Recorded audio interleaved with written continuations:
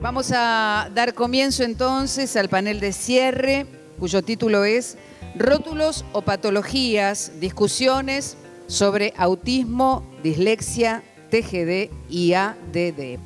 Participan en este espacio el doctor Jaime Tails, él es neurólogo infantil, coordinador del equipo de aprendizaje y desarrollo del Hospital Carlos Durán.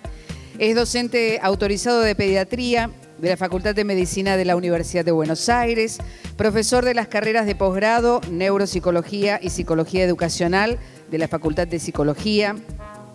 Además es profesor titular de Neurobiología del Desarrollo en la Universidad de Morón y tiene varios libros publicados.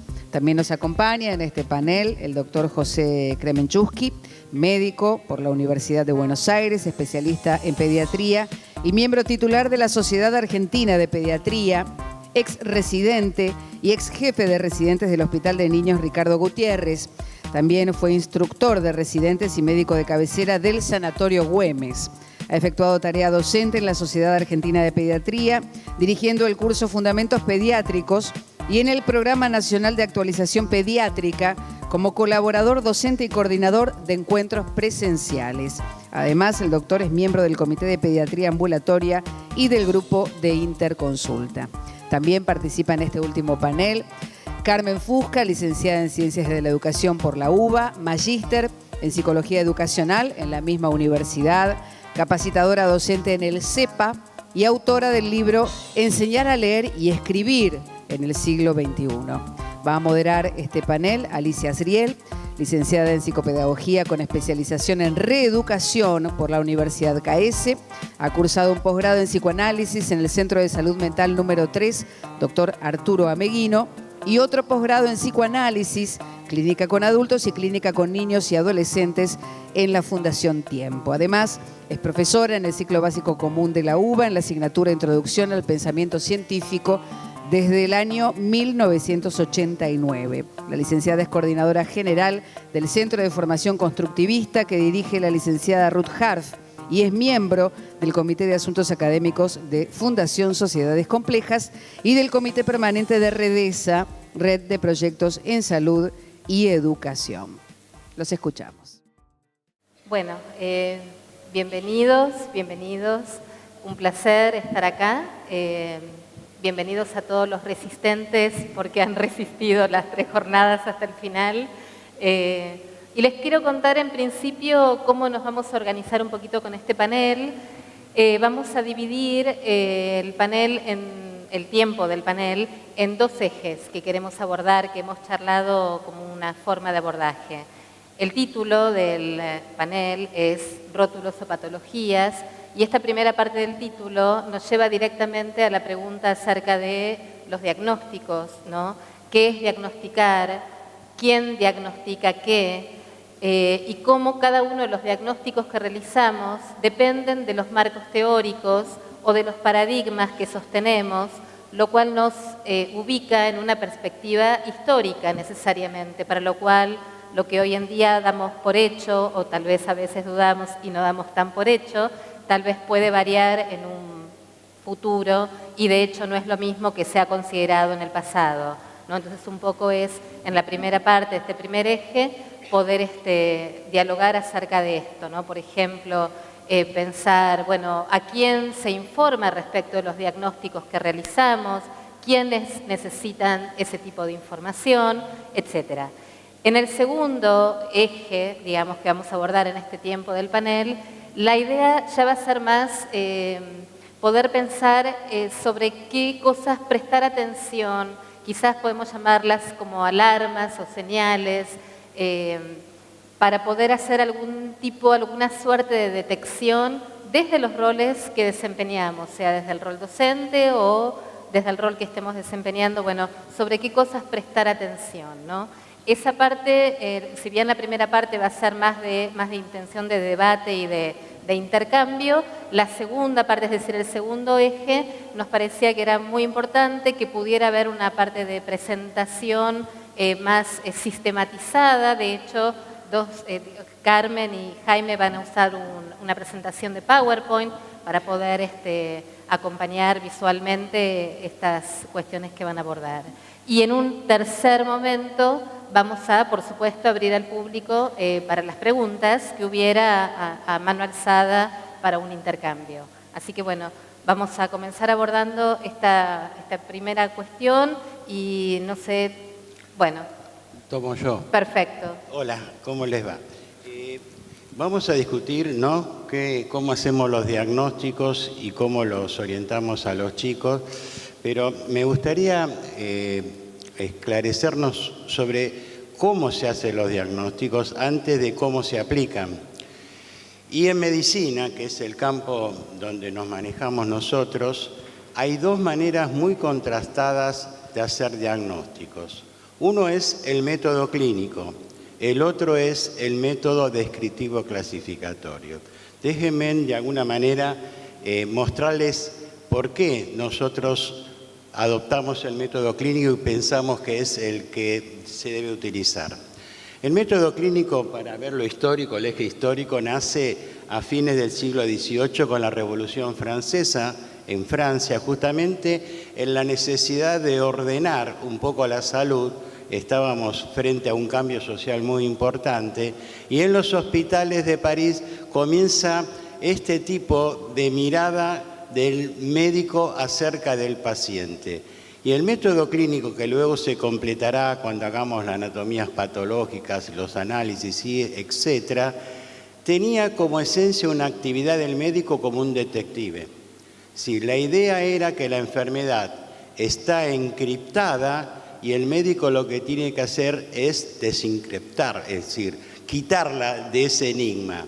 Para ello, posa la mirada sobre los síntomas y sobre los signos, no para enumerarlos, sino para develar el sentido. No sé si está claro.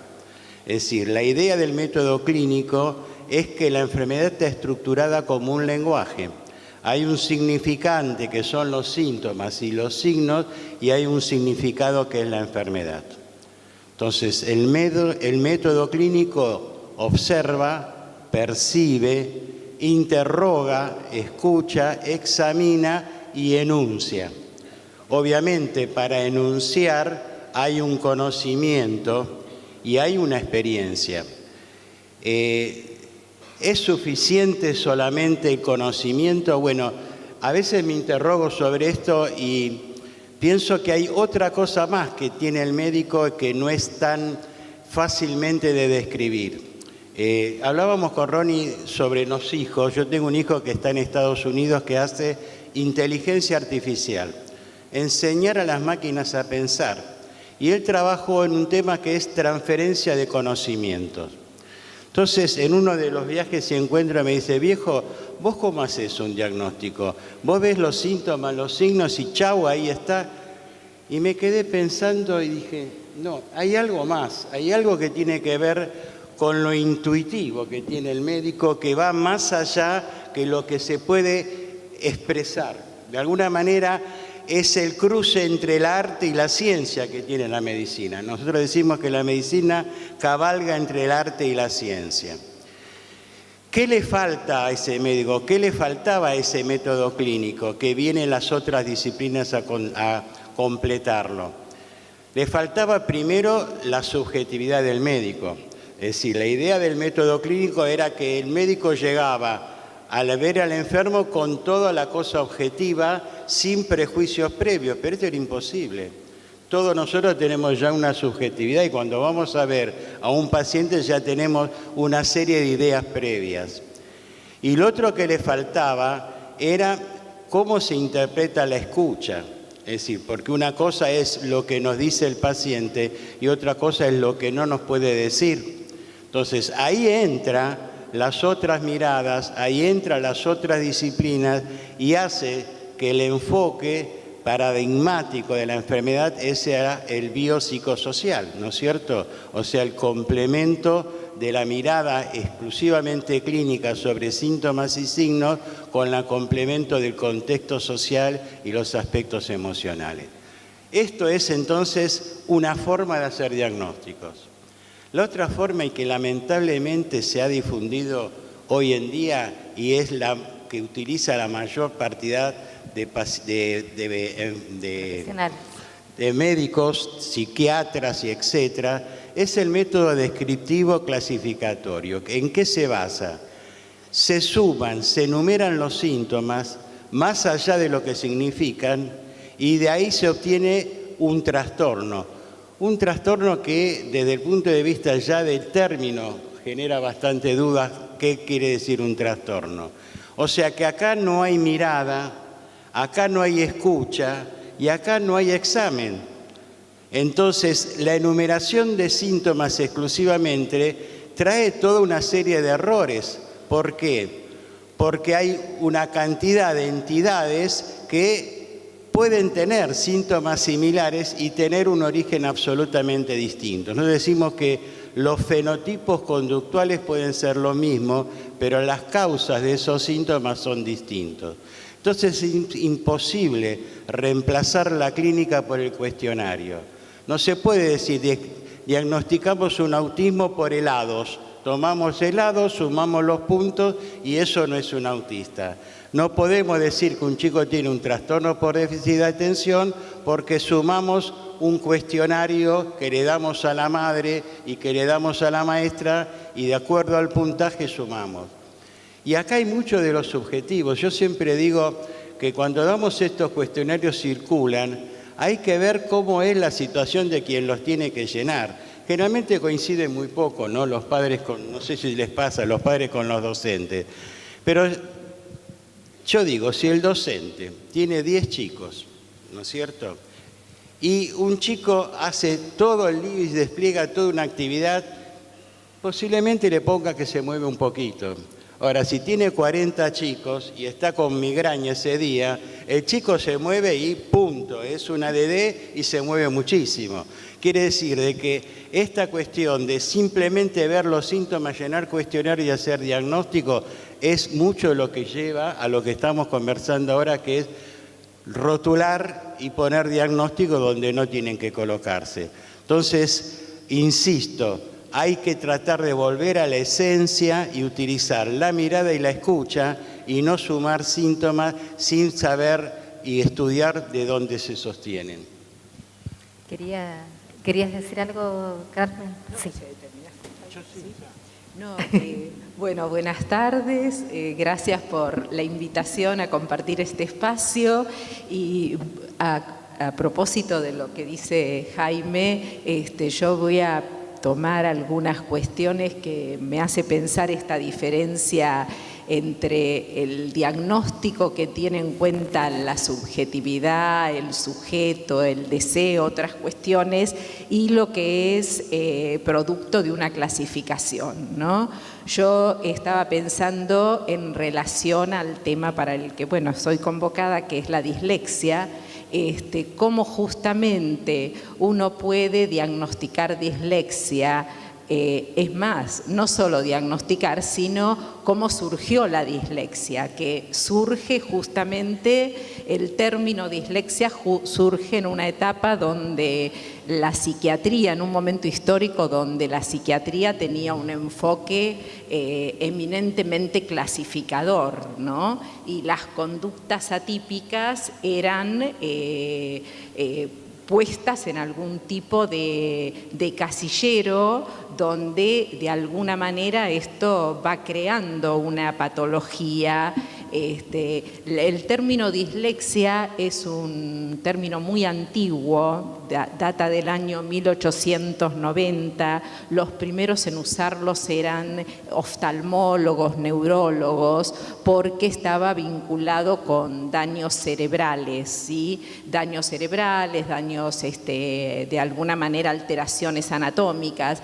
Ahora, ¿qué pasó? Que eso se transpola y hoy hablamos de dislexia, de 20% de niños disléxicos en las aulas.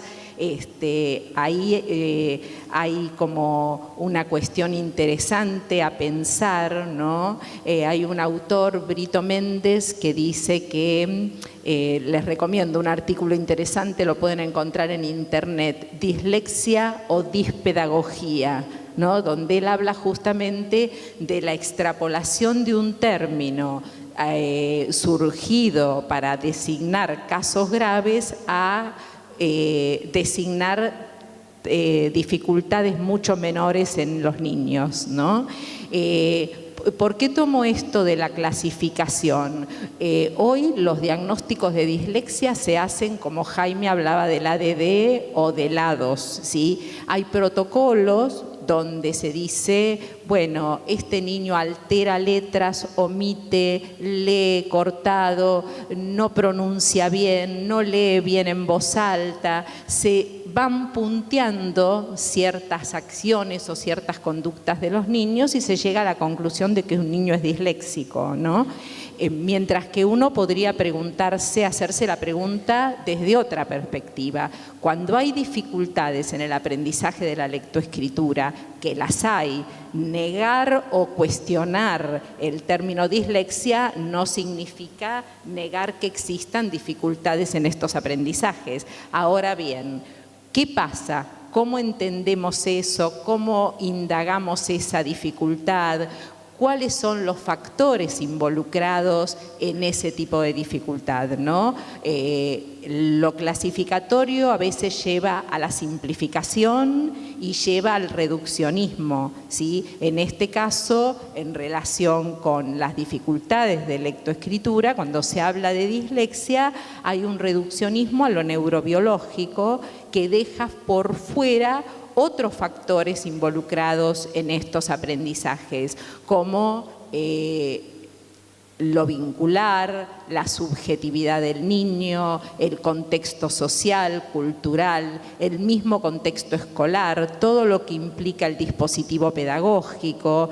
Entonces, acá cuando pensamos las dificultades en el aprendizaje de la lectoescritura, podemos tener una mirada desde la complejidad, desde pensarlo como una situación que incluye factores diferentes y un escenario complejo, o pensarlo, como decía el doctor Talis, desde una mirada clasificatoria, donde todo lo que se mueve de la norma, ¿sí?, es visto como patológico. Yo creo que en este caso, sobre todo en el caso de la dislexia, estamos asistiendo a un enorme proceso de patologización, alarmante proceso de patologización, que pensando en lo que Alicia decía cuando introducía este panel, tiene sentido en un contexto histórico. Hace más de 100 años, muchas cosas que hoy sabemos sobre el proceso de lectura, sobre el proceso de escritura, sobre la complejidad de estos procesos, no lo conocíamos. Tampoco conocíamos cómo los niños aprenden a leer y escribir y todo lo que implica, los desafíos que plantea. Entonces uno podría decir, bueno, era comprensible que conductas atípicas se vieran con una mirada sospechosa. Pero hoy sabemos mucho. Hoy, además de las investigaciones desde todos los aportes de las neurociencias que nos permiten comprender el funcionamiento cerebral de los lectores, también hay investigaciones psicolingüísticas, psicogenéticas, psicocognitivas y también didácticas que nos permiten comprender cómo es que se aprenden estos objetos de conocimiento que no son nada menos y nada más que prácticas sociales, ¿sí? Entonces, creo que esto de enmarcarlas en una grilla clasificatoria, ¿no?, hace que perdamos de vista la complejidad que tienen estos aprendizajes, ¿no?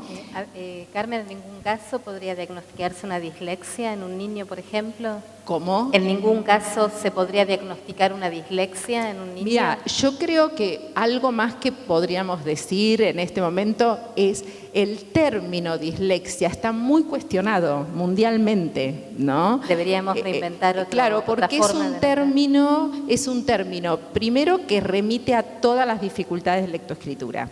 Entonces, hay muchas dificultades. Las dificultades en el aprendizaje de la lengua escrita son diversas, son múltiples. ¿De qué se trata? Hay un investigador de la lectura, Foucault, que dice que si hablamos de dislexia, en todo caso hablamos de una enfermedad del descifrado, pero no de la lectura. La lectura es otra cosa, ¿no?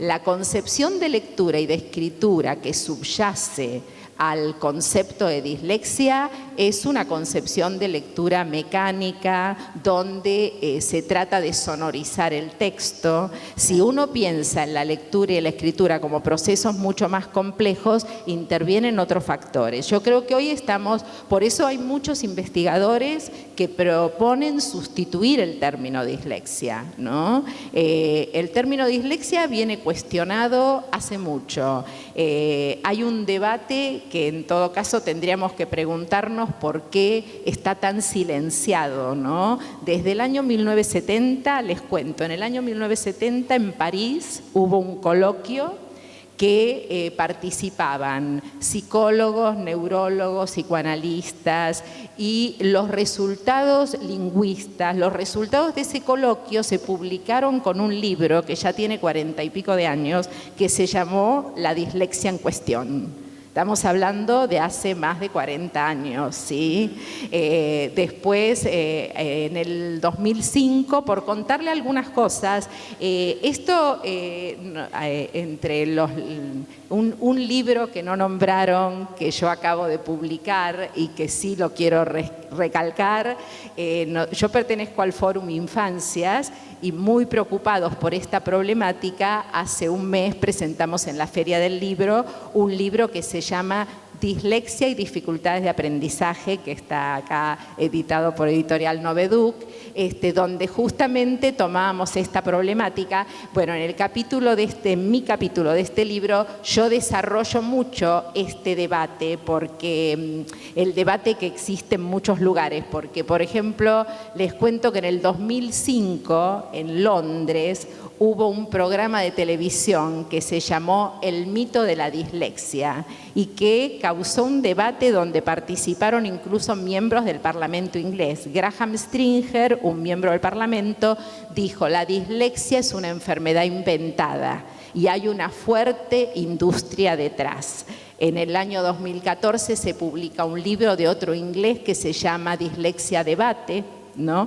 O sea, esto lo que nos muestra es que el término está en cuestión, ¿no? Porque es como un término, como dice Eliot, este inglés del que les hablaba, es un término paraguas, engloba muchos tipos diversos de dificultades de lectura y escritura, ¿no? Y como tal es impreciso, es vago.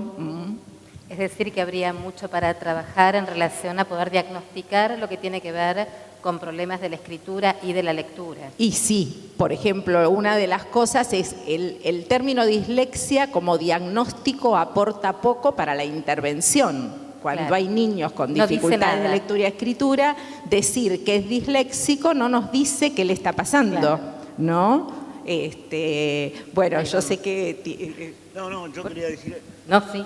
cosas que Queremos no son escuchar. solamente de la dislexia, pero que se puede generalizar, lo que vos dijiste, a la mayor parte de los nombres que se colocan a los padeceres de los seres humanos, ¿no?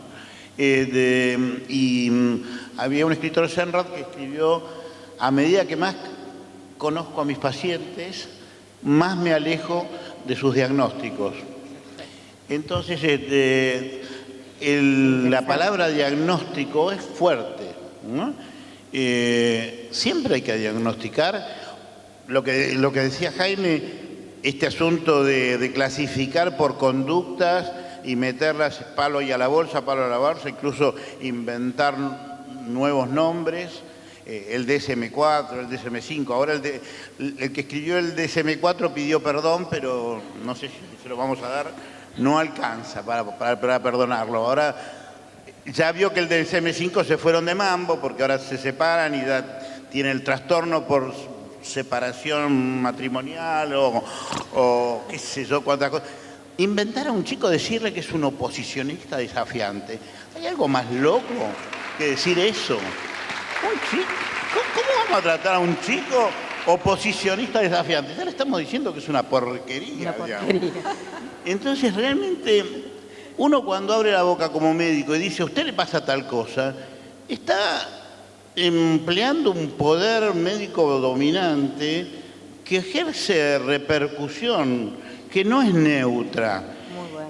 La semana pasada en Clarín apareció un artículo de una madre que relatando las peripecias que pasó con su hijo, que le diagnosticaron autismo a los 18 meses y bueno, se lo confirmaron a los 3 años.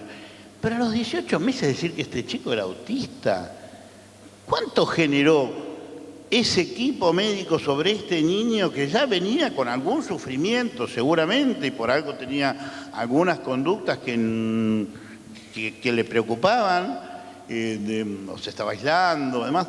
Pero ¿qué pasaba si a ese chico se lo trataba, se implementaban estrategias sin poner nombre, sino se buscaba qué era lo que estaba pasando ahí dentro de la complejidad? Porque nosotros cuando diagnosticamos le ponemos un nombre, chao, pim, palo a la bolsa, fisiología, pero no utilizamos la complejidad que implica el equipamiento biológico pasado por el medio ambiente, en donde todo se va imbricando. Y entonces el sufrimiento infantil puede ser abordado de otras maneras. Y como decía Jaime, este asunto de abordar con un espíritu intuitivo, eso se llama empatía. Si hay una empatía, la empatía es la capacidad que tenemos todos con nuestras neuronas en espejo de captar rápidamente estados de ánimos del otro. Y cuando nos vienen personas con un sufrimiento, poder captar ese sufrimiento, darle tiempo que se desarrolle, darle tiempo al relato, a la narrativa familiar, a ver qué está pasando. Eso requiere tiempo. El tiempo los médicos no les sobra, sobre todo a los pediatras con las epidemias de virosis que hay ahora, no nos sobra el tiempo. De manera que lo más rápido que uno puede hacer es agarrar la lapicera, decir, tiene tal cosa, le prescribo tal otra, técnicas que tratan de suprimir el síntoma. Eso, suprimir un síntoma. Hay que suprimir un síntoma, o el síntoma está hablando de lo que está pasando y hay que dejarlo buscarle la manera, la vuelta, para ver qué está queriendo decir ese síntoma. En medicina, suprimir un síntoma con un antitusivo, por ahí es un chico que está obstruido y hacemos un daño. Bueno, chicos con dificultades en sus conductas o que se expresan de una manera que es la única forma que tiene para decir de sufrimiento, tapar la boca y ponerlos a adiestrar para que no las hagan mal, me parece que no es la manera. Hay que buscar otras maneras de encontrar nombre a lo que le está pasando, y si no nombre, no. Encontrar estrategias instrumentales, aunque la gente muchas veces dice, ¿pero qué es lo que le pasa a mi hijo? Bueno, ya lo vamos a ver, por este momento le están pasando estas cosas, vamos a ver si con esto que podemos elaborar juntos y empezamos un seguimiento. Es decir, ¿no? Ronnie, que para vos diagnosticar no tiene que ver con poder nombrar esa problemática que ahí aparece, poder darle un nombre. Y hablaste también de la complejidad del caso, que nunca la complejidad de la situación o de lo que ese niño o joven presenta no siempre puede ser nombrado en un diagnóstico. No. Y a veces hacemos daño. Una cosa, es muy compleja la medicina, no creo que el sufrimiento humano es muy complejo, ¿no? Por ejemplo, ¿cuándo vamos a hacer una consulta genética? Hacer una consulta genética implica realmente abrir los ojos y generar una situación de enfrentarse a una patología. Bueno, muchas veces es necesario porque si pensamos en patologías que puedan necesitar un consejo genético y, qué sé yo, un Duchenne, que bueno, si la mamá va a tener otro chico varón y bueno, se va a reproducir la enfermedad en ese hijo varón, bueno, es obvio que uno tiene que actuar antes, ¿no? Pero anticiparnos en todo, y a veces es imposible, porque a veces el Duchenne, los chicos tienen algunas cuestiones en su maduración, pero no tienen que ver con una miopatía, y los síntomas de debilidad muscular aparecen a los 6 años. Así que muchas veces es difícil darnos cuenta y anticiparnos a todo. Realmente no se puede anticipar a todo. Yo tengo un paciente, por ejemplo, ahora, un chiquitito de 5 meses que tiene una craneoestenosis parcial, tiene una frente muy especial que va a haber que tratarla con cirugía, pero que bueno, que por el momento no le trae ningún problema neurológico. Tiene también, se le encontraron en las ecografías prenatales, rhabdomiomas, pequeños tumorcitos en el corazón que no le causan ningún problema, son muy chiquititos y el cardiólogo piensa que se van a disolver con el tiempo. Pero ¿qué pasa? Los rhabdomiomas van asociados en un pequeño porcentaje a la esclerosis tuberosa. Y no sé quién ya le largó que este chico podía tener una esclerosis tuberosa. Y encima, la esclerosis tuberosa también va con manchas blancas, lanceoladas en el cuerpo, en el tronco. Encima a este chico le apareció un nevo despigmentado en una pierna. Entonces ya los padres, la posibilidad de estar tranquilos con este nene, de darle todo lo que necesita un bebé en sus primeras etapas, de establecer un vínculo con él, situarlo en la cadena de filiación y demás, se hace muy complicado. Encima, el otro día vino con que tenía deposiciones con estrellas con sangre, entonces ya le habían dicho que podía tener una alergia de la leche de vaca y simplemente tenía unas estrías.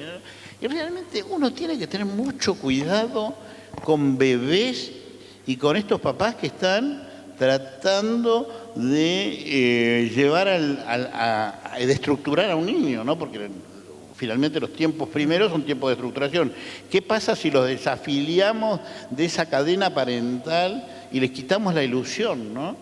Me parece que Jaime yo quería que no nos colocamos en los extremos. Es decir, no nos ponemos poder en una posición maniqueísta, o diagnosticamos todo y le ponemos un nombre, o no diagnosticamos nada y dejamos todo porque estos extremos generalmente no conducen a es decir, la idea es que el diagnóstico se construye como una película y no como una foto, necesitamos tiempo. Pero cada vez que vemos algo y esbozamos una hipótesis diagnóstica es como un andamio donde empezamos a poder conducirnos en una forma de qué hacemos con este paciente, cuáles son las experiencias que hay con esta entidad, cómo orientamos a los padres. Y si ese andamio en algún momento resulta de que hay que cambiarlo porque cambió el chico, y bueno, vamos a cambiarlo. O sea que el diagnóstico no es una cosa que marca definitivamente, pero nominar algo de alguna manera le da una entidad y permite un lenguaje común, permite saber a qué nos remitimos, podemos pensar en qué podemos hacer, es decir, sin llegar a rotular, sin llegar a decir es un autista en vez de ser que es Martín, sin llegar a decir todo lo que tiene es porque es un epiléptico, es decir, de alguna manera nos va dando pautas de cómo orientarnos. Por supuesto que no nos tenemos que exagerar, pero fíjate vos, Ronnie, 18 meses me decís no podemos decir autista, pero esto va en contra de lo que es la estimulación temprana y la intervención precoz. Cuando antes hacemos un diagnóstico de un chico que está yendo a una desconexión, un autismo, y cuando antes hacemos una intervención específica, podemos prever muchas cosas de que si la dejamos En eso absolutamente, pero a ver, ¿hace falta decir que este chico es un autista? ¿O uno puede decir, estoy encontrando que este niño tiene algún escollo en su desarrollo, algún stop, algún problema, y que no está siguiendo la senda del desarrollo que yo quiero? Entonces, si este chico tiene una mirada evitativa, si este chico no genera, no empieza con cuestiones de vinculación, si yo cuando me acerco no logro establecer un diálogo, que él me toque y empiece a tener por sus propias ganas el hecho de comunicarse conmigo, me rechaza, ¿no?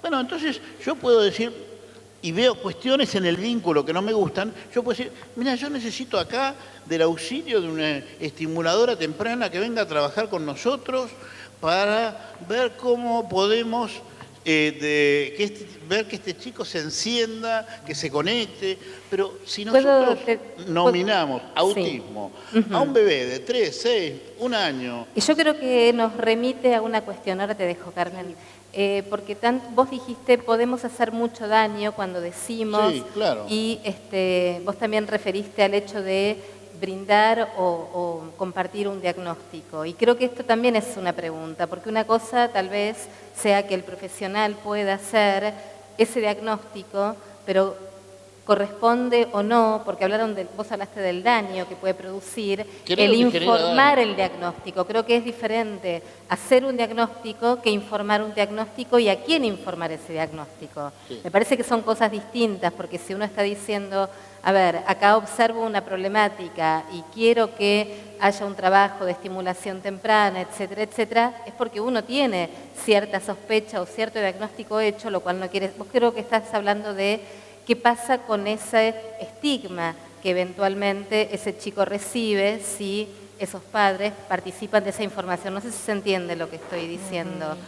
¿Cuál es la problemática que escucho en la discusión? Entiendo, no. Quería decir algo, Carmen. No, tiene que ver, a ver, yo lo que pensaba, porque creo que así como podemos hacer daño a los papás, también podemos hacer daño a los profesionales, ¿no? Jóvenes. No se trata de no diagnosticar, porque me parece que la palabra diagnóstico también deberíamos como cuidarla un poco, ¿no?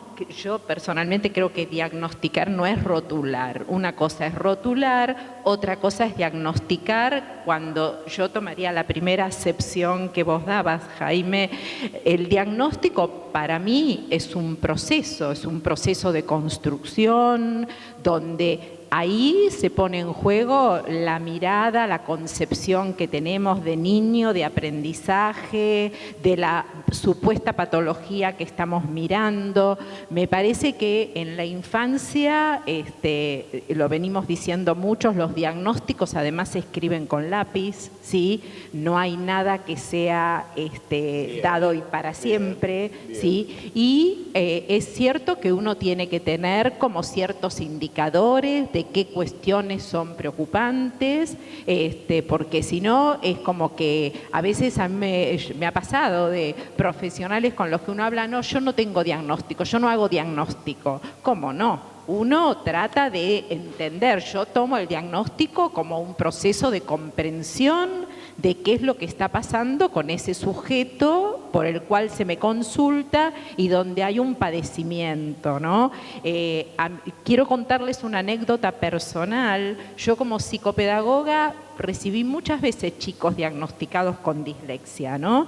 Pero el año pasado recibí una paciente que realmente fue como un impacto, porque yo no podía creer, una nena que venía diagnosticada con dislexia severa a los 8 años, venía de Estados Unidos con un diagnóstico que se había realizado en la ciudad de Miami, una nenita que había emigrado con sus papás por razones laborales, cuando termina acá en Argentina el jardín de infantes. A la de 5 termina, se mudan para la ciudad de Miami, no sabía hablar inglés la nena, ¿no? Encima iba a una escuela acá donde no se estimulaba, o sea que no estaba alfabetizada, lejos de entender la concepción alfabética del sistema de escritura. Empieza en una escuela donde se hablaba inglés en Estados Unidos. No entendía nada del idioma. Inicia ahí un proceso de adquisición de una segunda lengua y además de la alfabetización, de la escritura. Y estaba promediando su segundo grado en una etapa, digamos, silábica, con tratamiento del inglés fonéticamente, escribía house, J-U-S. Sí, bueno, esta nena, por toda la preocupación que planteaba a nivel escolar, es enviada a un centro de salud y viene con un informe escrito donde se le habían tomado todo tipo de pruebas, WIS y demás historias.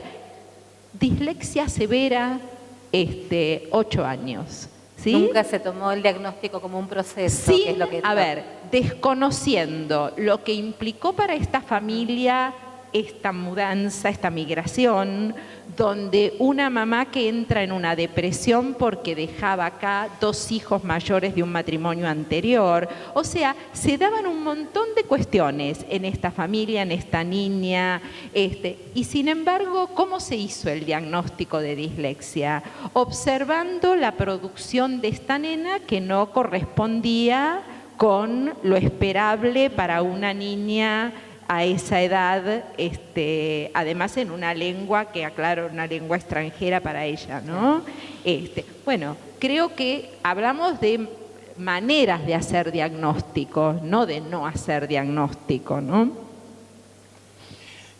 Yo sigo insistiendo en que hay que estar muy seguro que para mí el diagnóstico, cuando uno pone, por ejemplo, autismo, eso, por más que sea con lápiz, no se borra.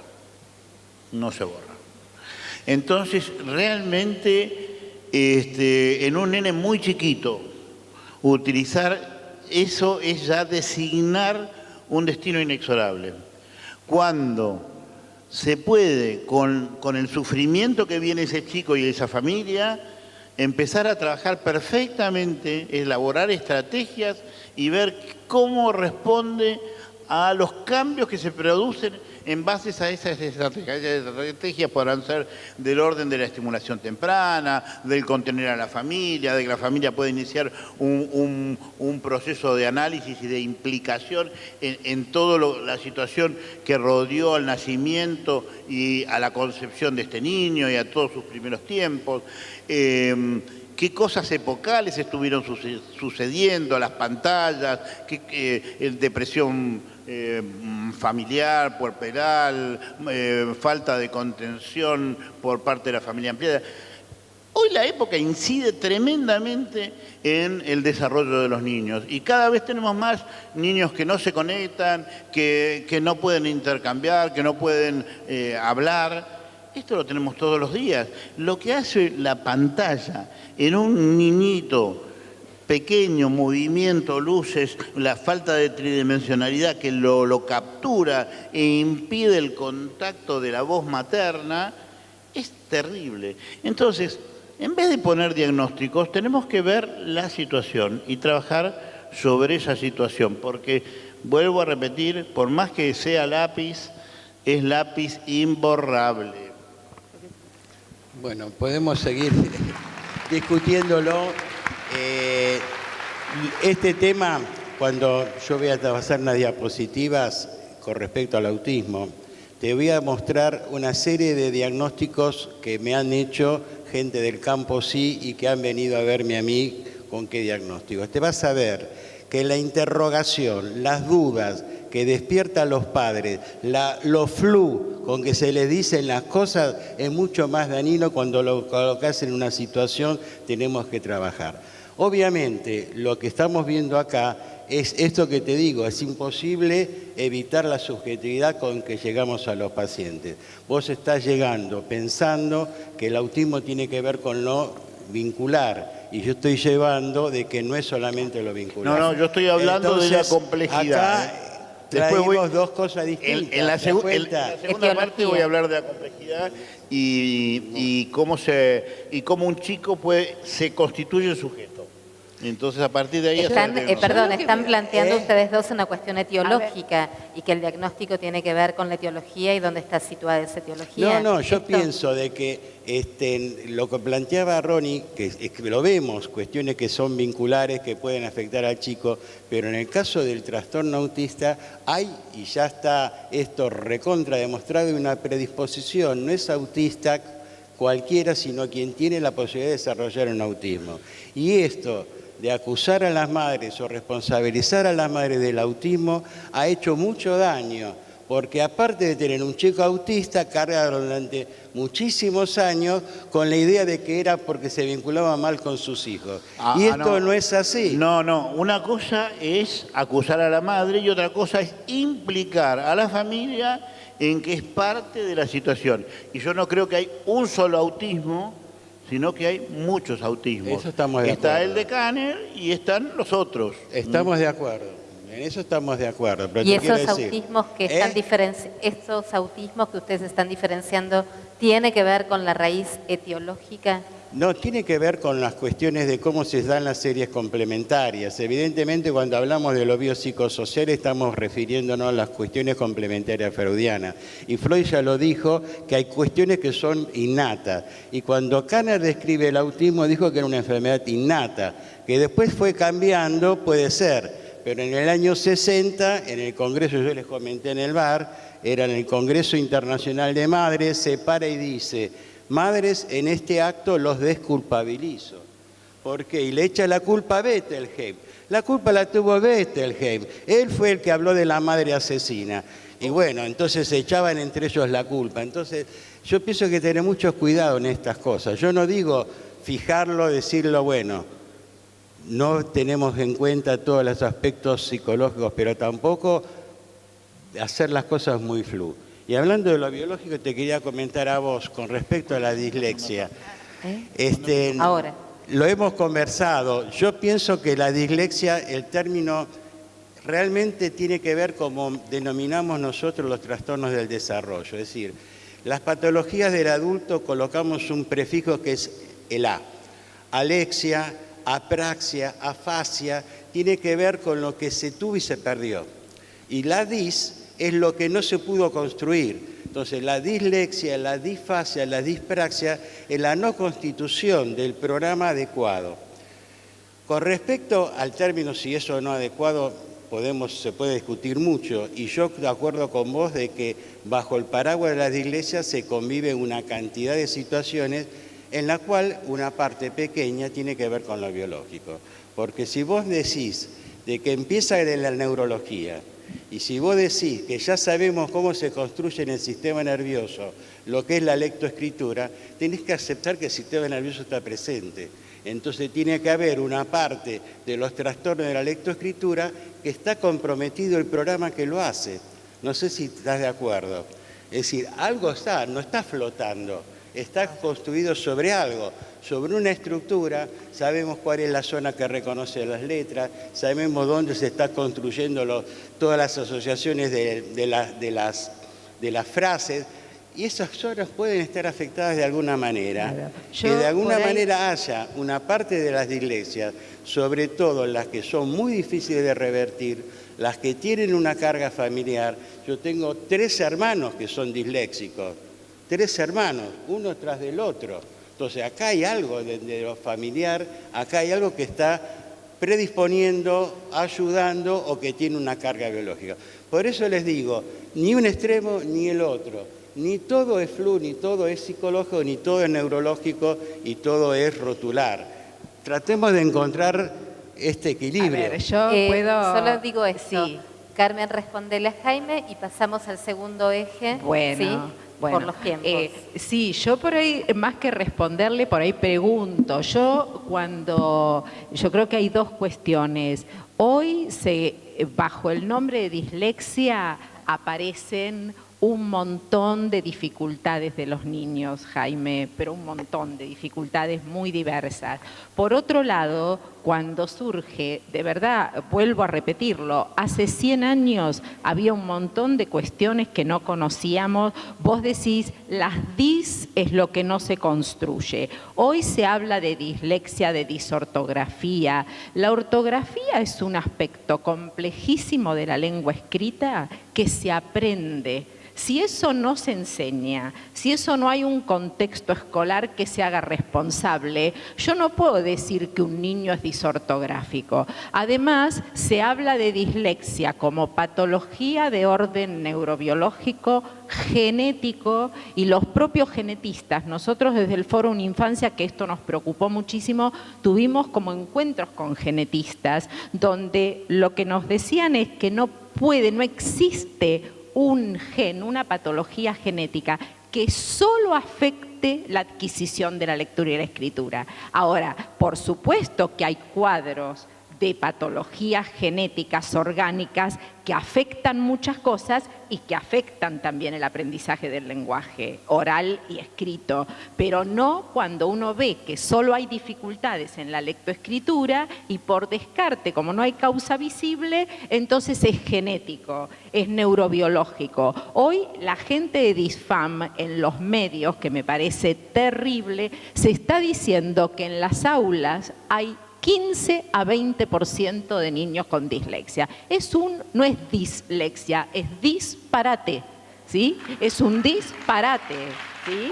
Entonces, cuando eso sí desresponsabiliza, y acá creo que nosotros tenemos que hacernos responsables como educadores desde la institución escolar. Hoy una de las cosas, que después yo lo voy a decir en el segundo eje, que tenemos que mirar es ¿qué le ofrece a niños del siglo XXI el dispositivo escolar que tenemos del siglo XIX? Entonces, ahí hay una...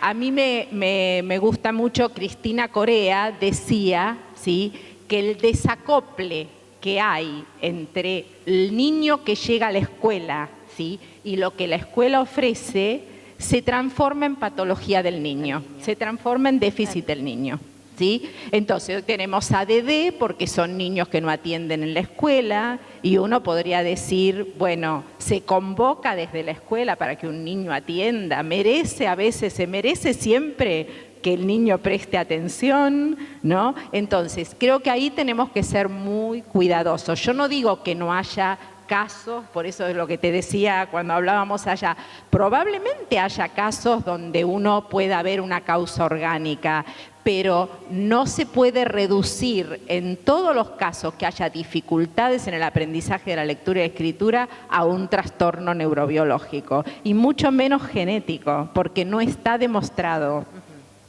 Bien. Bueno, si les parece, pasamos al segundo eje que nos convoca. Y Jaime, vos empezás. Agustina, perfecto, está todo coordinado acá. Continuamos de alguna manera. Continuamos, pero como tiene otro formato. Bueno, de alguna manera. Lo tenés atrás. Acá. No te vayas. Hola. Sí, era cuando nos reunimos para armar esta idea de cómo íbamos a discutir, dijimos que en el segundo eje por ahí llevábamos la discusión al terreno de alguna de las patologías. Y a mí se me ocurrió el tema del autismo infantil, periplo de un nombre, justamente que estamos hablando de cómo nominamos. Eso que ustedes ven ahí ¿ven que hay como una cinta de distintos colores? Ese es el emblema de la Sociedad de Padres de Chicos Autistas. ¿Saben lo que quiere decir? Son rompecabezas, son puzzles. De alguna manera nos quiere decir de que el autismo todavía es un rompecabezas. Y esta variabilidad de colores nos quiere decir que hay tantas formas, que lo que hablábamos con Ronnie de presentarse el cuadro autista, que tenemos que hablar de un espectro del autismo y no de una forma única de autismo. Y hablando de nominar, y seguimos, les voy a citar a Borges: si el nombre es el arquetipo de las cosas, en la letra de rosa está la rosa y todo el Nilo en la palabra Nilo. Y para contraponer dos posturas, y después sacaremos las conclusiones, Kanner decía: yo no descubrí el autismo ya existía. Mientras que Lorna Wing dice que nada existe hasta que tiene un nombre. Posturas distintas si las hay. Ustedes saben de que el autismo tiene un origen común, por esas paradojas de la ciencia, en dos lugares extraños, supuestamente sin conocimiento de uno del otro. De uno era Kanner en Estados Unidos y otro era Asperger en Austria. Ya cuando se describe el autismo, se describe con dos formas muy distintas. Para Kanner era un trastorno único, una entidad monolítica con síntomas muy marcados, infrecuente, de diagnóstico difícil, que tenía dos elementos centrales: la soledad autística extrema y el deseo ansiosamente obsesivo de que nada cambie, la mismidad. En cambio, para Asperger, las personas autistas eran parte de un continuo. Él hablaba de un continuo con una variabilidad de presentación muy grande, y al contrario de lo que pensaba Kanner, decía que este síntoma, esta manera de conducirse, a medida que uno la conoce, era muy frecuente en la población. Por eso hablaba de un continuum, como hablaba Ronnie, de chicos muy comprometidos y chicos que tenían solamente algunas ideas o algunas situaciones que podían ser parte del espectro. ¿Qué pasa si no nominamos? Y esto vamos, y yo puse antes, en la ponencia es, ¿qué eran los autistas antes de Kanner? ¿Qué eran los autistas antes de Kanner? Fíjense, en la Alemania y en la Austria de Asperger, en 1933, se da la ley para la prevención de la descendencia con enfermedades hereditarias. Se producen 400.000 esterilizaciones. Y en el 38, las leyes de eugenesia y de eutanasia infantil. Se mataba a los chicos que tenían alguna discapacidad con ácido carboxílico, sobredosis de barbitúrico, directamente se lo dejaba a la intemperie y morían de inanición. Se calcula que hubo más de 200.000 niños y adultos en forma oficial y varios miles en eutanasia salvaje. Y luego se los cremaba. Ahí había muchos de los autistas. En Estados Unidos no se los dejaba morir, como en la Edad Media, y no se los exterminaba como en Alemania, pero se los internaba en hospicios para retardos mentales o se los trataba como psicóticos. Fíjense qué consecuencia era. Los autistas considerados como esquizofrénicos se sometían a pruebas y drogas. Bender, el famoso test, jefa de psiquiatría de Bellevue, uno de los hospitales psiquiátricos más importantes de Estados Unidos, usaba la terapia electroconvulsiva, usaba antipsicóticos, anfetaminas, insulina, y hizo inclusive una experiencia con LSD, con los chicos autistas. Durante 2 meses trató a 54 autistas con LSD. Donald, el primer paciente que consultó a Kanner, por indicación de su pediatra, lo internaron en un sanatorio para tuberculosis durante 1 año. Tenía solo 3 años. Y lo pusieron ahí en ese sanatorio durante 1 año y los padres solamente lo podían ver 2 veces al mes. Entonces, es importante determinar una entidad, ponerle un nombre y saber cómo conducirse frente a ello. Yo pienso que sí, porque establece un cuadro preciso a partir del cual la visión de los profesionales cambia. Evita los errores diagnósticos, los tratamientos equivocados. Por supuesto que con el nombre no termina la odisea. Por eso decíamos que hay un periplo de un nombre, y lo primero que pasó fue cambiar el nombre de autismo a trastorno del desarrollo. Primera cuestión que llevó a esta epidemia que estamos sufriendo hoy. 2 autores, tengan en cuenta, que fueron los que primero propusieron el cambio de nombre. Uno, el que ven ahí, Lovász, si se lo cruzarían ahora, es la cosa más despectiva que podría haber en la ciencia. Un hombre que puede utilizar el tratamiento de choque eléctrico para evitar las conductas inadecuadas es el mismo que hizo el proyecto del niño afeminado. También utilizaba el choque eléctrico y las conductas aversivas cuando un chico tenía inclinaciones supuestamente femeninas.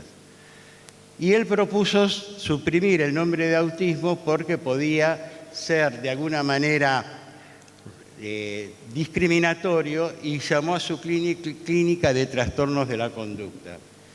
Rimland lo podemos perdonar un poco porque era padre de un chico autista, era un psicólogo naval, y en afán de, digamos, encontrar una terapia para su hijo, recorrió y propuso toda una serie de barbaridades que todavía hoy persisten, como tratamientos ortomoleculares, una serie de cosas que realmente no tenían sentido.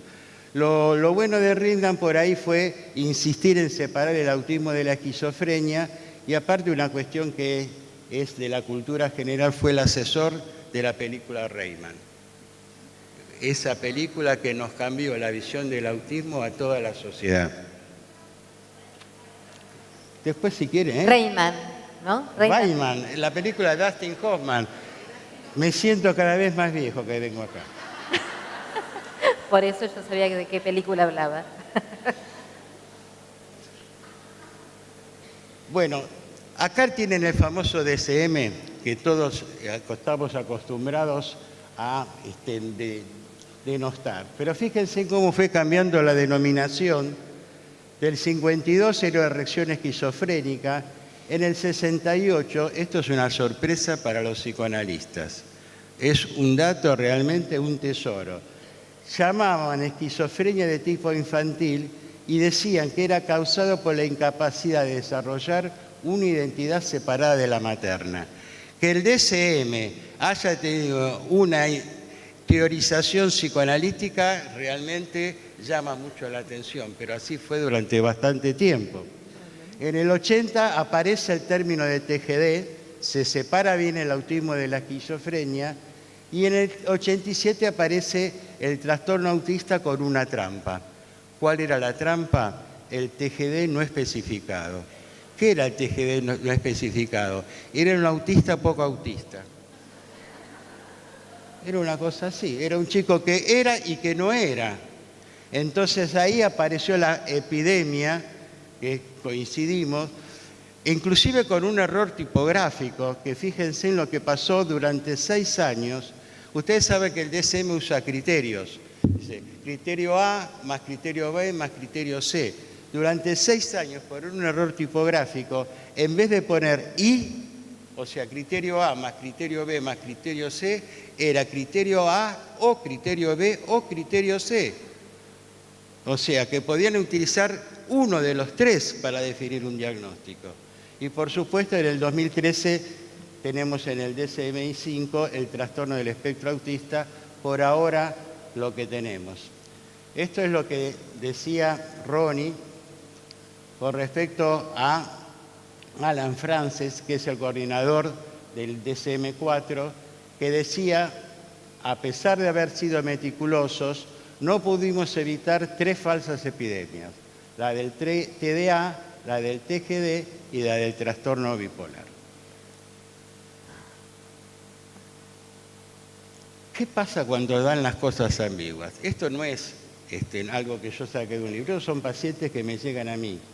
Trastorno emocional severo, trastorno de la construcción subjetiva, trastorno del pensamiento, particular relación con el orden simbólico, carencia simbólica, trastorno del lazo, trastorno de la construcción del vínculo de dependencia primaria.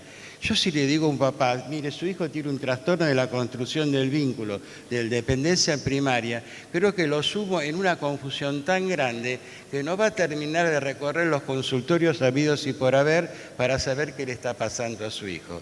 Entonces tengamos cuidado con esto de no hacer diagnósticos y no poner nombres, porque a veces lo flu, lo ambiguo, es más dañino que tener una idea de qué estamos hablando.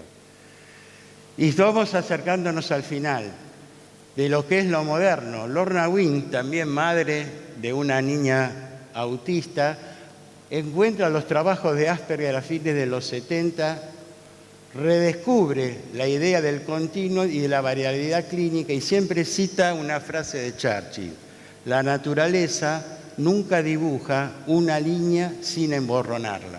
O sea, nunca hay algo que sea absoluto, siempre hay cuestiones que están variando de una norma. Y es la que propone lo que hoy en día manejamos, que es la famosa triada de Wing, que son los trastornos de la comunicación, los trastornos de la interacción social, la falta de flexibilidad y de imaginación, todo en una base heterogénea. Entonces, hoy en día, hablar del espectro del autismo es hablar de chicos que tienen algunas de estas situaciones de manera heterogénea, pero que de alguna manera nos va a llevar a la idea de cómo poder acercarnos a cómo atenderlos. Y espera que ahí va, se me fue. Bueno, pasó, no importa. No, avanzarlo todo. No es nada, era simplemente una cita de un poco más que es la idea del espectro, ¿no? La idea del espectro es de la variabilidad. O sea, un chico puede ir, esa idea que nos formamos nosotros del chico autista como el que está encerrado en sí mismo, amacándose, haciendo rocking, es una forma de autismo. Ahí está, Jaime, ahí está la... Ahí está, Sí. esta es una psiquiatra, psicóloga española que decía: las alteraciones de la comunicación, la relación y la imaginación que definen el autismo se dan con niveles muy variables de severidad y se manifiestan clínicamente en formas muy diversas. La denominación autismo no identifica tanto una condición clínica homogénea con síntomas y perfiles de funcionamiento idénticos en todos los afectados, sino un conjunto de condiciones que comparten, esta triada, la alteración cualitativa de las funciones mencionadas, pero que tienen, digamos, una variabilidad de presentación clínica muy importante. Bueno, esto es lo que quería bajar, digamos, al tema del autismo, un poco esto de la discusión de cómo nominamos o rotulamos. Perfecto, clarísimo.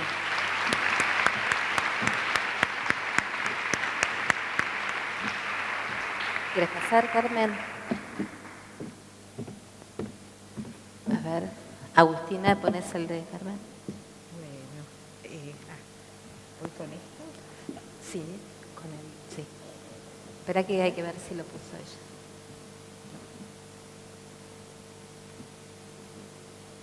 Ahí está. Bueno, yo quiero leerles un pedacito.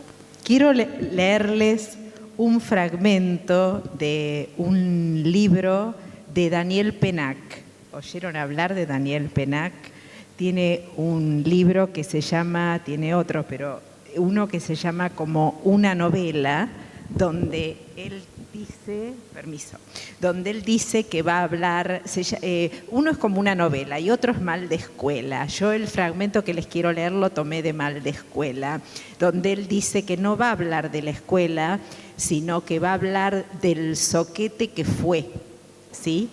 Él es un niño que tenía muchas dificultades escolares, convertido hoy en un bestseller por sus libros, ¿no? Y en un fragmento dice: era sordo, tal vez disléxico, estaba al borde de un rechazo escolar, acumulaba un rechazo irrecuperable.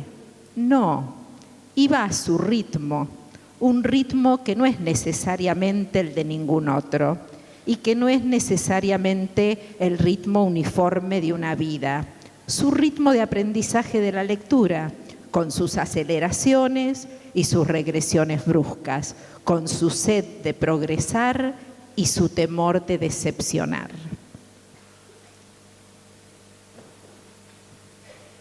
Bueno, cuando hablamos de dislexia, como ya un poco me referí, en realidad desde que existe la dislexia, desde que se utiliza este término, también no solo ha habido múltiples definiciones, sino también se han invocado diferentes causas, ¿sí? Desde las dificultades en cuestiones anatómicas del cerebro, cuestiones neurológicas, traumatismos, hasta más recientemente cuestiones vinculadas con déficit cognitivos, como uno de los hoy actualmente se invoca los déficits en la conciencia fonológica, por ejemplo, que hoy está tan de moda, ¿sí?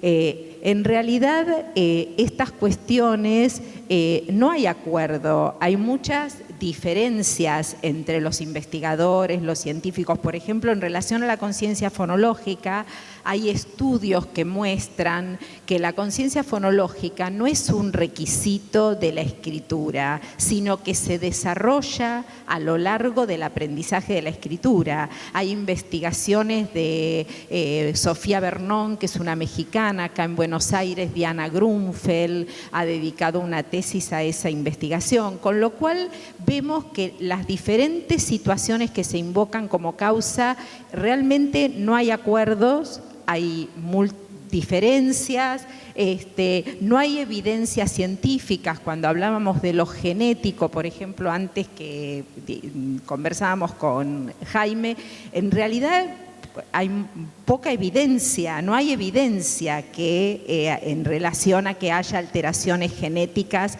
en niños con dificultades de lectoescritura, ¿sí?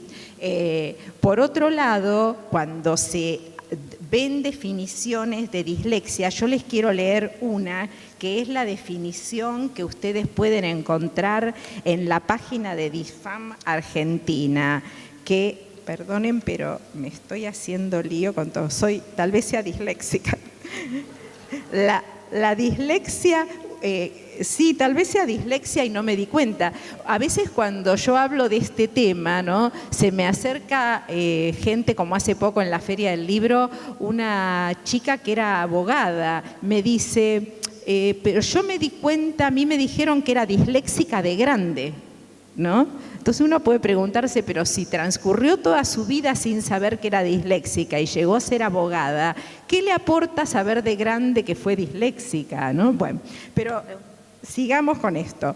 Les leo la definición de DISFAM. Dice, la dislexia es un trastorno de aprendizaje que se caracteriza por una dificultad significativa en el aprendizaje de la lectura y de la escritura, en ausencia de alteraciones neurológicas y o sensoriales que lo justifiquen, habiendo recibido previamente oportunidades escolares para su aprendizaje.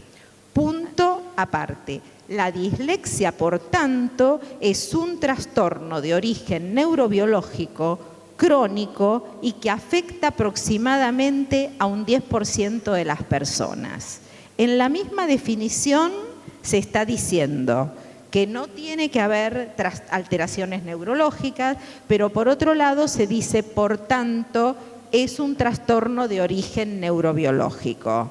Entonces, ¿en qué quedamos? ¿No? Esto, perdón, acá se me fue ahí.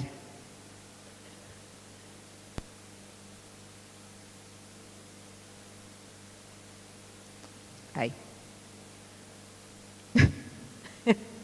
Va de nuevo. Disculpen, pero estoy ahí, acá. Entonces, lo que sabemos es que es un constructo que carece de rigor científico y que este supuesto origen neurobiológico lleva a veces a procesos de simplificación y a un reduccionismo que no aporta mucho para la comprensión, ¿no? Como decíamos antes, es un término paraguas donde en realidad son muy diversas las clases de dificultades y también muy diversas las causas que puede haber para esas dificultades. Por ahí lo que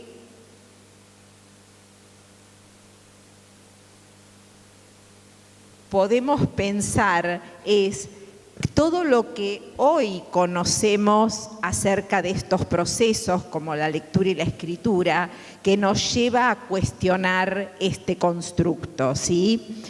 Por ejemplo, hoy sabemos mucho de los procesos de construcción, desde las investigaciones de Emilia Ferreiro, que llevan más de 30 años hasta la actualidad. Nosotros hoy sabemos que los niños afrontan un desafío importante en la construcción del sistema de escritura, ¿no? Y muchas de las escrituras que en otro momento eran consideradas patológicas, nosotros hoy sabemos que forman parte de un proceso de construcción esperable, ¿sí? Por otro lado, sabemos también que leer y escribir son procesos difíciles. Por eso aprender a leer y a escribir es difícil, porque leer y escribir es difícil. Leer es mucho más que sonorizar un texto. Nosotros sabemos que leer involucra el pensamiento, involucra conocimientos acerca del lenguaje, acerca del tema. ¿Qué quiere decir comprender un texto, ¿no? Hoy a veces escuchamos mucho a los docentes que dicen, bueno, los chicos no tienen comprensión lectora. ¿Qué quiere decir? ¿Que una vez que uno sabe leer puede comprender cualquier tipo de texto? Sabemos que no, porque nos pasa a nosotros. Por ahí uno se considera un buen lector, pero si a mí me dan un texto de física cuántica o de física nuclear, yo no voy a entender nada. Entonces, ¿de qué se trata leer? ¿Solo de poner sonido a los símbolos gráficos o de construir sentido de un texto? ¿No? Entonces, nosotros entendemos la lectura como un proceso complejo de construcción de sentido, ¿sí? Y por otro lado, también la producción de textos es una actividad compleja. A veces pensamos que por tener ya la idea de lo que queremos escribir, es fácil ponerlo en la hoja. Y todos sabemos, todos los que escribimos sabemos el costoso trabajo que es armar un texto, ¿no? Pensar qué voy a poner, cómo lo voy a poner, tener en cuenta al destinatario. Estos son problemas que involucra el acto de escritura, no son dificultades que tienen los chicos, son problemas que enfrentamos todos los que producimos textos.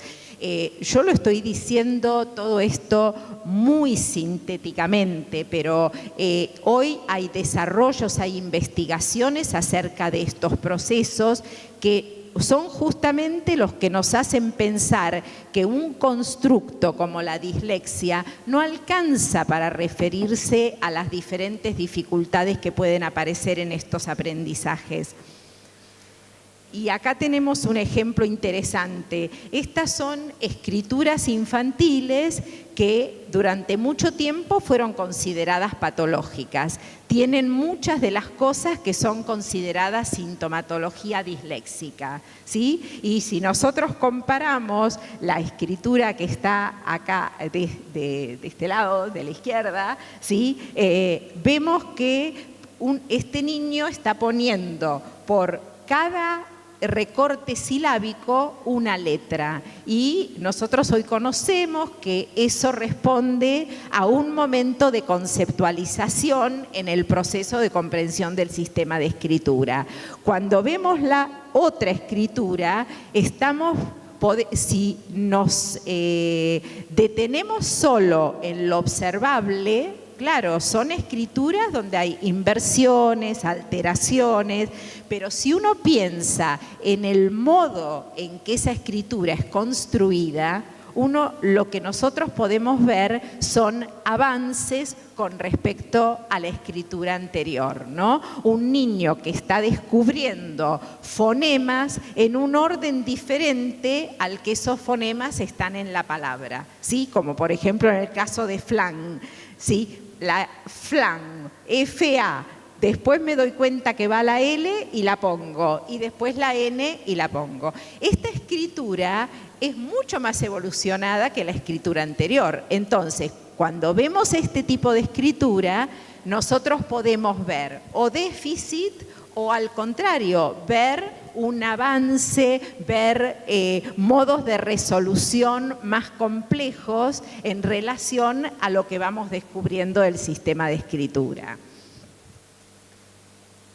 Esto, ahora, una pregunta que uno podría hacerse es: ¿por qué sigue subsistiendo el constructo de la dislexia? Sí, como yo les decía, hay muchos cuestionamientos, hoy sabemos mucho de los aprendizajes de la lectura y de la escritura. Bueno, hay una vasta industria detrás de esta supuesta patología, ¿sí? Una vasta industria de protocolos, test, artefactos para su reeducación. Ahora me enteré hace poquito que hay una aplicación promocionada por Samsung que se llama Detective Samsung. Ustedes pueden entrar a internet y la publicidad dice: en 15 minutos puedes saber si tiene riesgo de ser disléxico o no. ¿Sí? Qué bárbaro, ¿no? Esto, volviendo a la modalidad de hacer diagnóstico, en 15 minutos lo resolvemos. Y estos son protocolos, como yo les comentaba antes, ahí dice, presenta dificultades, al hablar en la lectura, hay presencia de dificultades significativas, omite letras, altera letras. Estos son protocolos utilizados para el diagnóstico de dislexia. Bueno, no es... Calcula los tiempos. Bueno, Carmen. listo. Sí, igual ya voy terminando. En realidad esto un poco lo dijimos. Yo creo que uno de los desafíos que a nosotros se nos presenta en estos momentos donde parece que la dislexia recrudeciera al estilo de las epidemias que Jaime mencionaba con el autismo y que lo podemos ver también con el ADD, creo que uno de los desafíos que tenemos por delante es repensar estas etiquetas, ¿no? Lo que sí les quiero contar, que me olvidé antes, pero cuando Jaime mencionaba lo de la evolución del DSM, en el DSM-5 no figura más el término dislexia. ¿Sí? Figuran descriptores más específicos. ¿Qué quiere decir esto? Ya no aparece el término dislexia, lo cual me parece un avance importante porque es tan vago, no es justamente de eso hablábamos, sino que aparece dificultades en la lectura, dificultades en la comprensión, dificultades en la organización del texto. Así que los invito a que lean esa parte. Y bueno, uno de los desafíos entonces es repensar las etiquetas, los diagnósticos, y hoy también tenemos acceso a investigaciones desde la didáctica, desde la psicolingüística, que nos muestran modos de intervenir diferentes, ¿sí? Y por otro lado, lo que quiero también traer es la enseñanza de la lectura y la escritura. No es un tema médico, en algunos casos tal vez pueda serlo, como dijimos antes, pero tiene que ver con un desafío pedagógico, ¿sí? La institución escolar en esto, todos como educadores tenemos que responsabilizarnos y poder revisar las maneras en las que enseñamos a los niños a leer y escribir, ¿sí? Entonces creo que estos son los desafíos más que seguir manejándonos con este rótulo que está bastante cuestionado en la actualidad, ¿sí? Bueno, muchas gracias. 10. Sí. ¿Vas a venir acá? Bueno, yo no traje, tengo un PowerPoint, pero he decidido dejarlo de lado para contarles algunas cositas que estuve pensando en estos días. Para entender a la primera infancia y un niño que llega a los 3 años, primero tenemos que ver cómo se ha fundado el edificio, la base y las columnas. Y la base de ese edificio se funda pensando en qué le pasa a ese niño que está dentro de la panza, muy acomodadito al calor, con los sonidos amortiguados, no hay movimientos bruscos, y de repente viene el parto. Y bueno, ahí leí hace muy poquito un dicho de Freud. Este tipo parece que tenía buen ojo, y en 1916, 1917 decía que hay mucha más continuidad entre la vida intrauterina y la primera infancia que la impresionante cesura del nacimiento nos lleva a creer. Imagínense un bebé que nace, que cae en un fondo oscuro, que atraviesa el canal de parto y que de repente siente frío, que lo tocan, lo mueven, luces. La sensación de destrucción. Y a partir de ahí, el ser sostenido, tocado, empieza a tener posibilidades de tener huellas de satisfacción a través del tacto, del gusto, del olfato, de la represión gástrica, y empieza a poder estabilizarse y a dejar de sentir de lado esas sensaciones de destrucción. Estas huellas de satisfacción que van una y otra y otra y otra, van a poder estabilizarlo y hacer que el bebé empiece a tener una estructura psíquica. Esa estructura psíquica va a hacer que se empiecen a producir los fenómenos neurobiológicos que ya se vienen produciendo desde el momento, un poquito antes del nacimiento, y que se desatan a partir del nacimiento. Estoy hablando de la apoptosis. Se destruyen un montón de neuronas que estaban utilizadas solamente para las sensaciones visceroceptivas, propioceptivas cuando estaba dentro del parto, del útero, pero que ya no las necesita afuera. Pasa de un continente uterino a un sostén materno que le genera una nueva piel, una piel psíquica, como decía Esther Vick, y todos los reflejos arcaicos. El reflejo de Moro es un reflejo terrible, generalizado, que habla de la caída en ese pozo negro. En la medida en que es sostenido, deja de utilizar esas vías. Ya no utiliza más el reflejo de Moro porque las huellas de satisfacción hacen que ese circuito ya no esté. Entonces, al no utilizar ese circuito, se le van borrando, y esto le permite la adaptación al medio extrauterino. Es ese bebé que pasa del temblor terrible que se aferra a un dedo en los primeros 6 semanas a que va aflojando el tono y puede estar en una camilla flojito, desnudo, gorgojeando y con gozo ante el espacio. Ha conquistado el espacio.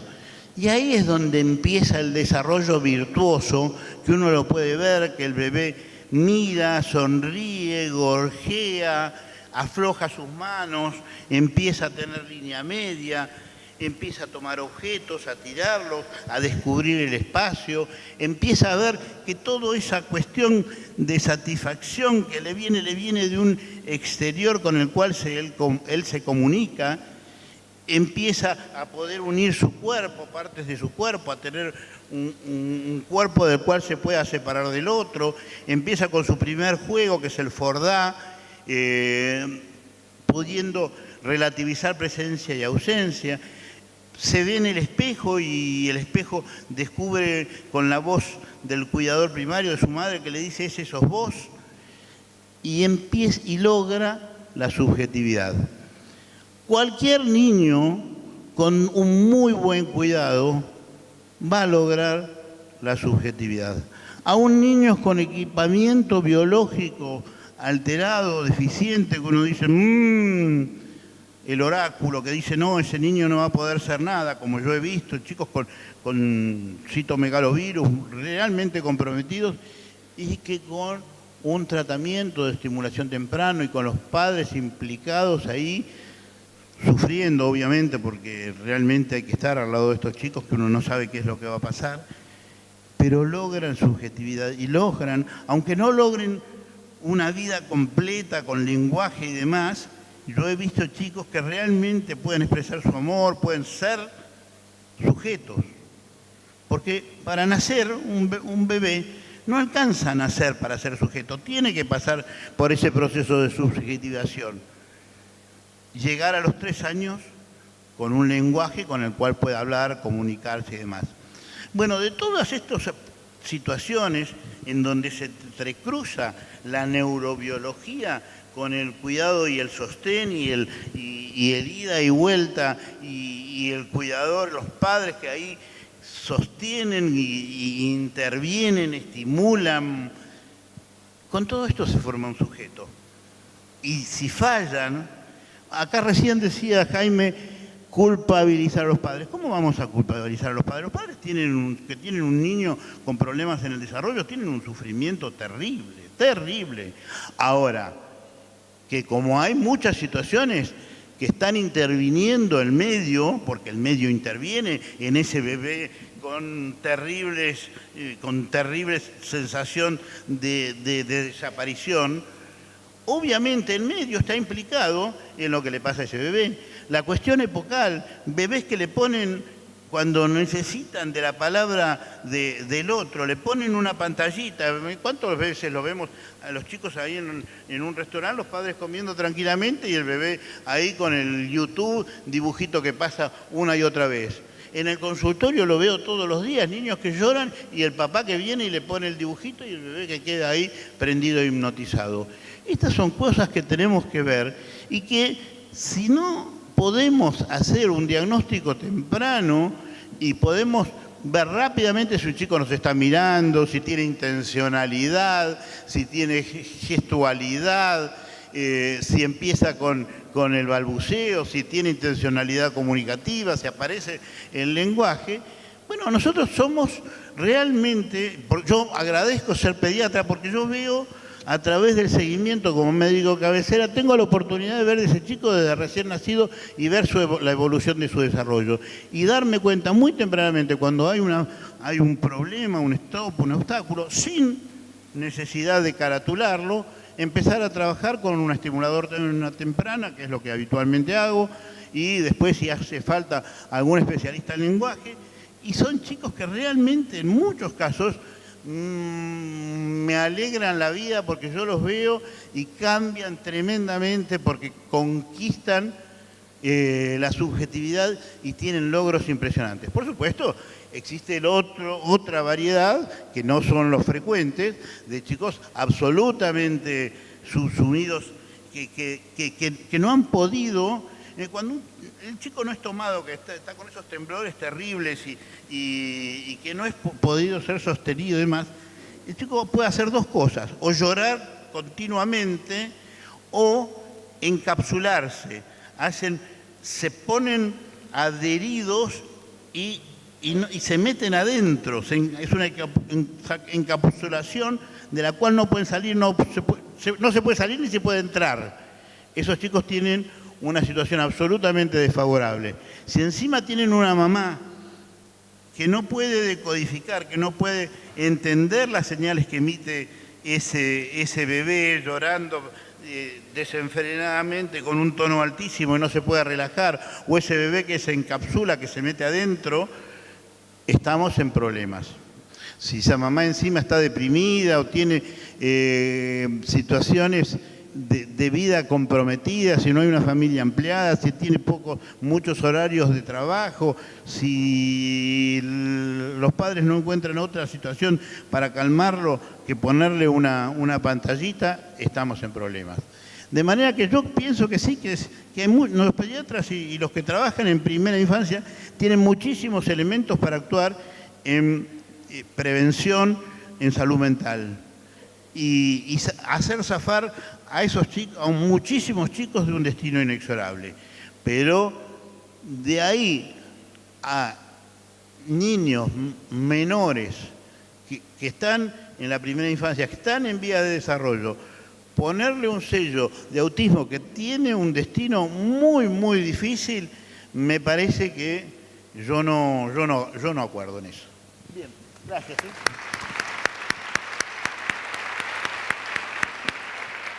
Me llamaba la atención, en general los padres, más que ir a buscar un diagnóstico, ya llegan con un diagnóstico, generalmente lo hicieron en internet y lo que vienen es a corroborarlo.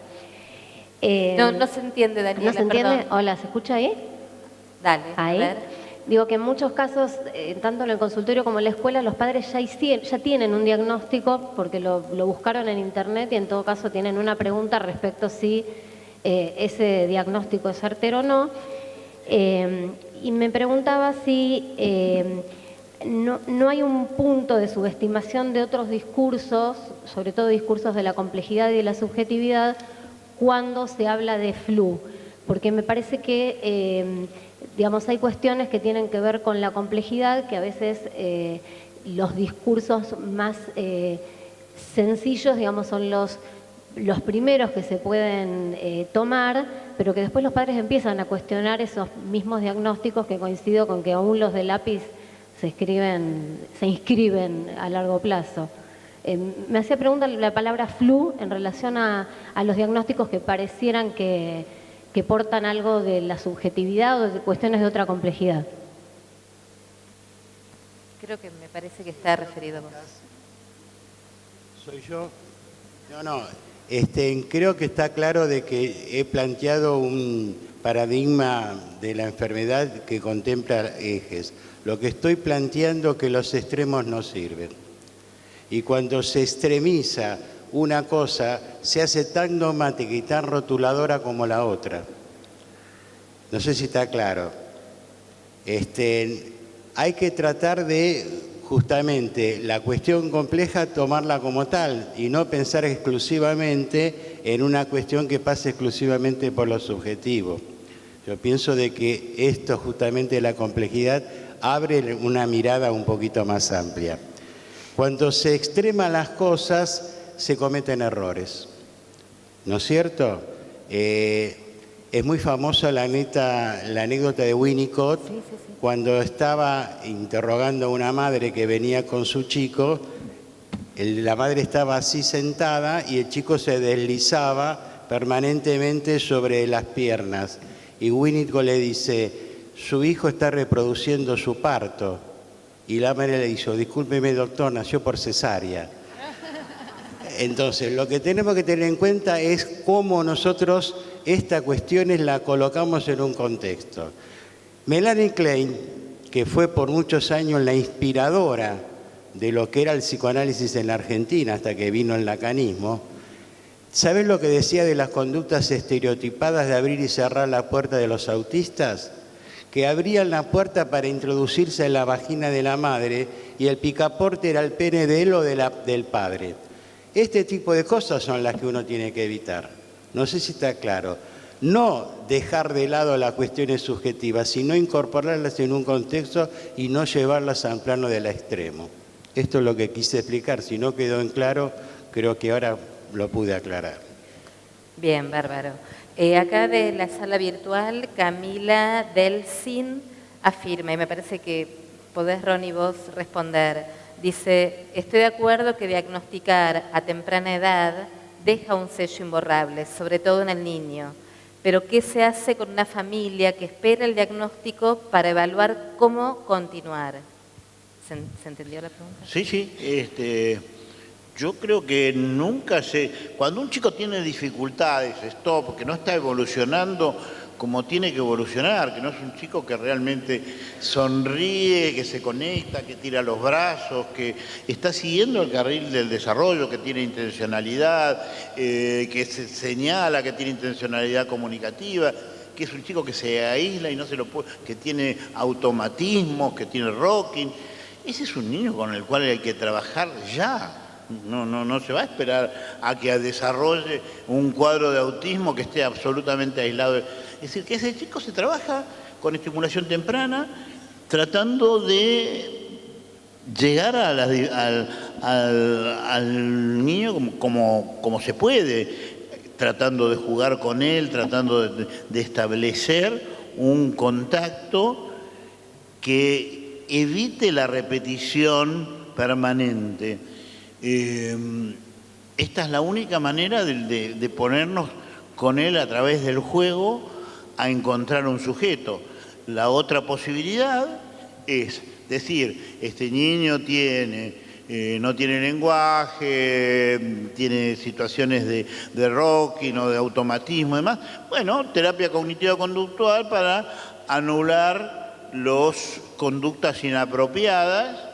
Y bueno, ahí no van a ser un sujeto, ahí van a ser un niño adiestrado. Me parece que un camino requiere de la implicancia de los que están alrededor de ese niño, y el otro camino implica decir, bueno, tiene un autismo, esto es neurobiológico, viene la terapista ocupacional, se ocupa de él, después viene el equipo de psicopedagogía, después viene el equipo de psicología, y los padres afuera, punto, vienen todos a la casa, 10 terapeutas, en donde no hay la posibilidad de la transferencia con uno que aporte y que esté ahí guiando la cura. Bueno, uno realmente, creo que cada cual elige, ¿no? Creo que cada cual elige, pero tiene que tener claras las opciones. Y me parece que es un momento bisagra. ¿Qué es lo que se elige? Es lo que vamos a tener. La lucha es larguísima. Yo no digo que la búsqueda de la subjetividad siempre se va a lograr, pero que siempre hay que intentarla, no tengo ninguna duda. Buenísimo. La última pregunta llega desde el salón. Ponete de pie así te pueden ver los especialistas. Hola, soy Romina de Misiones, de Centro Barrilete. quiero preguntarle especialmente a Jaime, ¿cuál es su postura frente a esta nueva terminología que se usa para los casos de autismo, como sea condición de espectro autista, o si prefiere denominarlo trastorno, y por qué?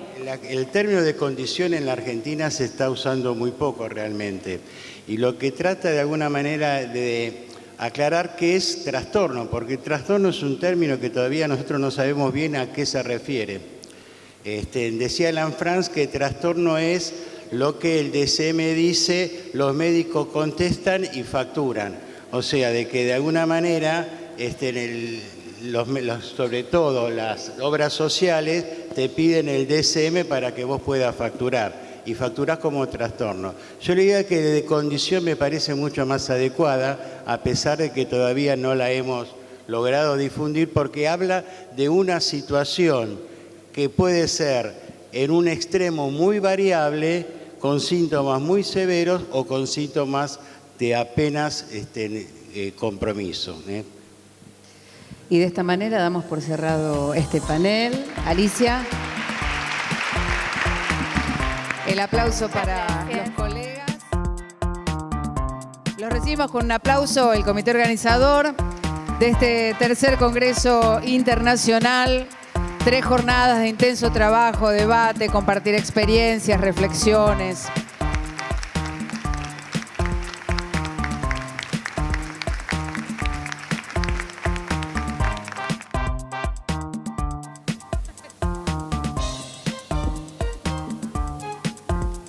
Bueno.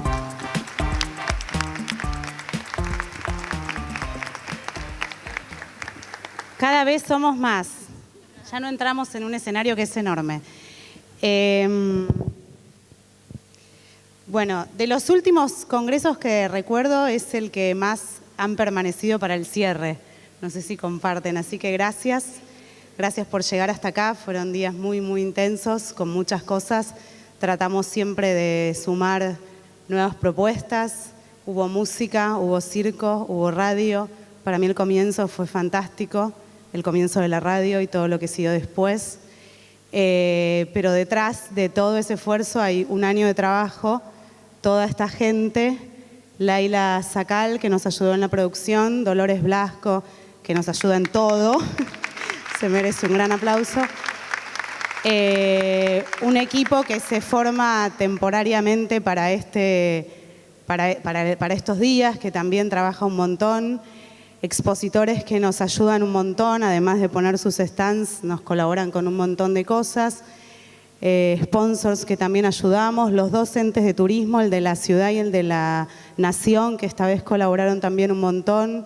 La gente del Colegio San José, que en un momento en el que tuvimos ahí una tensión respecto de la sede, porque no pudo ser la que veníamos compartiendo, nos tendió un puente para estar hoy acá. Yo se lo agradezco a Daniela en representación de las autoridades del colegio. Y fundamentalmente a todos y cada uno de los que vuelven a apoyar los emprendimientos de sociedades complejas. En octubre vamos a estar cumpliendo 7 años. Yo soy así. Y la verdad es que me emociona todo el apoyo, todo el cariño. No sé si somos todos uno con los demás, creo que somos cada uno con los demás, pero solo con los demás. Creo que ese es un buen mensaje, lo dijeron varios, es juntos para hacer cosas juntos, que es la única posibilidad de transformación que yo encuentro a las cosas que creo que todavía hay que cambiar y que mejorar. Y que me parece que este fue un buen comienzo porque pudimos sumar de una manera diferente al sujeto, a los sujetos, que son los niños y los adolescentes representados en la radio abierta, de un grupo de jóvenes que hacen algo de manera autónoma y con mucha profesionalidad. Así que creo que para mí este fue un paso, digamos, cualitativo, un comienzo distinto, en donde tuvimos la oportunidad casi azarosa de sumar la radio abierta de este grupo de jóvenes, y ellos en representación de tantísimos otros que hacen muchísimas cosas artísticas, deportivas, ¿no? Hablábamos, ¿dónde está Juli? Deportivas y de otras índoles que colaboran con la subjetividad, pero sobre todo con la autonomía y la libertad. Así que, bueno, gracias a todos y gracias a todos ustedes. Gracias.